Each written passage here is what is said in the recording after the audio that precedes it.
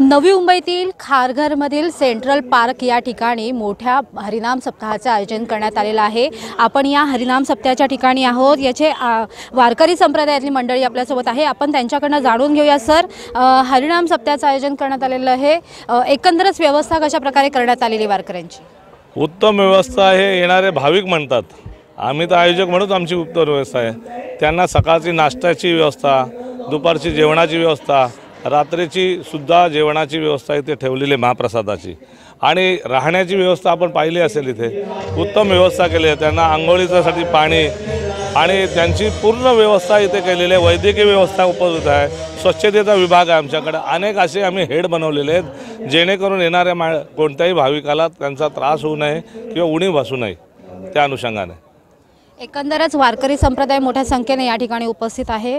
किती वारकरी या ठिकाणी येतात, त्यांच्यासाठी किती लोकांच्या जेवणाची व्यवस्था या ठिकाणी करण्यात आलेली आहे आणि राहण्याची व्यवस्था किती लोकांची करण्यात आली? 5000 लोकांची जवळजवळ राहण्याची व्यवस्था आहे आणि हजारो वारकरी येतात। त्याचा काय अंदाजच नाही, कुठे 35,000 25,000 वाढते संख्या, कमी जास्त होते। हजारो वारकरी येतात, पण कुणालाही असा कुणीही वारकरी विनमुख जात नाही।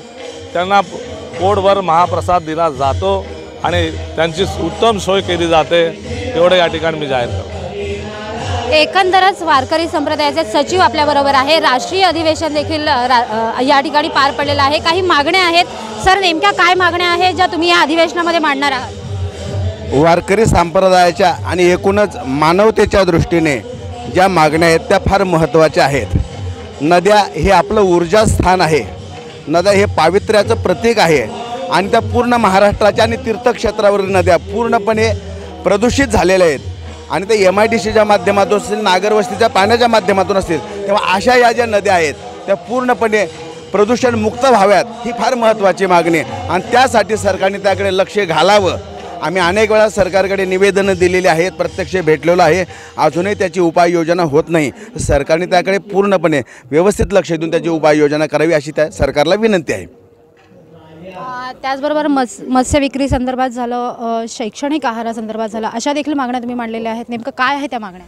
बघा, आहार हा कोणी कसा घ्यावा हा ज्याचा त्याचा प्रश्न आहे, परंतु जेव्हा सार्वजनिक ठिकाणी त्याचा अंमल केला जातो त्यावेळेला लहान लहान मुलं असतात, त्यांच्या लक्षात येणार नाही की ज्यांच्या घरामध्ये पूर्णपणे शाकाहार असा चालतो आणि लहान लहान मुलांना तुम्ही जेव्हा हे अशा प्रकारचा आहार द्याल त्यावेळेला शाकाहारी माणसं देखील ती मांसाहारी होऊ शकतील। म्हणून शासनाच्या लक्षात आलं पाहिजे की आपण लहान मुलांच्या दृष्टीने तो आहार देऊ नये, म्हणजे कुठल्याही मुलाला देऊ नये, त्यांनी घरी द्यावं ज्याच्या त्याच्या, आणि शाळेच्या माध्यमातून दुधासारखा बदाम खारी असा सुकामेवा जर दिला तर तो अजून चांगला आहार होऊ शकतो। तर शासनाने त्याकडे लक्ष घालावं आणि हे असं दुष्टकर्म शासनाने करू नये अशी शासनाला विनंती आहे। ही विनंती तुमची जर मान्य झाली नाही तर वारकरी संप्रदायातर्फे काही निषेध व्यक्त करण्यात येईल? तुम्हाला मी स्पष्ट सांगतो, वारकरी संप्रदायावर गेली अनेक जवळजवळ जुलै महिन्यापासून त्याच्यावर विचारविनिमय होत आहे। शासनाच्या आम्ही निवेदन दिलेले, शासनाकडे पत्र पाठवले, शासनाला आमच्या काही प्रमुख मंडळी भेटली पण आहे। मी स्वतः माननीय मुख्यमंत्र्यांना परवा भेटून आलो, त्यांना देखील ही कल्पना दिलेली आहे। पण तरी देखील शासन याच्याकडे जर दुर्लक्ष करत असेल, शासनाला असं वाटेल की कोणाचा विरोध नाही म्हणून हे चालू ठेवा, पण फार मोठा उद्रेक होईल आणि शासनाने ते मान्य केलं नाही तर शासनाला त्याची जागा दाखवली जाईल, हेही संप्रदायाच्या माध्यमातून मी तुम्हाला निवेदित करत आहे। नक्कीच हा भव्य हरिनाम सप्ताह जो आहे हा नवी मुंबईमध्ये आयोजित केलेला आहे। नेमक्या अध्यक्ष आपल्याशी काय बातचीत करत, काय नवी मुंबईकरांना सांगा? अतिशय योग्य विचार जो आहे तो सर्व श्रोत्यापर्यंत, समाजापर्यंत पोहोचलेला आहे, म्हणून हा जो यज्ञ या ठिकाणी संपन्न झाला अतिशय सुंदर असा झाला। या सर्व मंडळी आमची चांगली व्यवस्था केली। प्रथमतः प्रशासनाने हा जो ही जागा सेंट्रल पार्कची जागा आम्हाला दिली त्याबद्दल त्या प्रशासनाचे आम्ही आभार या ठिकाणी व्यक्त करतो आहे। हा जे मंडप वगैरे जो आहे, डेकोरेशन जे आहे यांनी दिलं त्यांचे हे आम्ही आभार व्यक्त करतो आहे। आणि यासाठी अन्नदाते जे आहेत त्यांनी जे आम्हाला सहकार्य केलं त्यांनाही, अन्नदात्यांना आम्ही प्रणाम अशा प्रकारचा करतो आहे, त्यांना धन्यवाद त्यांना देतो आहे। निश्चितपणे त्यांना एक मोठं पुण्यकर्म हे त्यांच्या वाट्यावर अशा प्रकारचं आलेलं आहे।